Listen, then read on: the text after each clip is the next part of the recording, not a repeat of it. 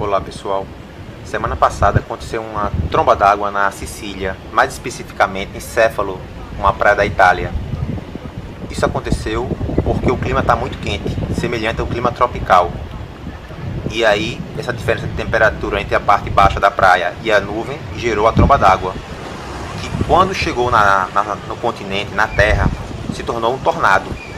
Que aí sim é perigoso, porque ganha uma velocidade muito maior, muito mais forte, e pode inclusive levantar uma pessoa, pode destruir um carro, pode arrasar com tudo, ó, levantando sombrinha.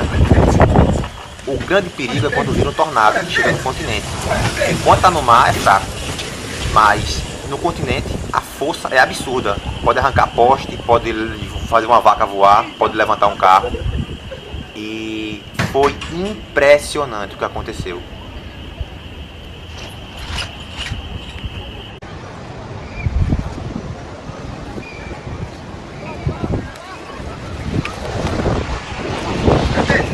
Olha, Fred!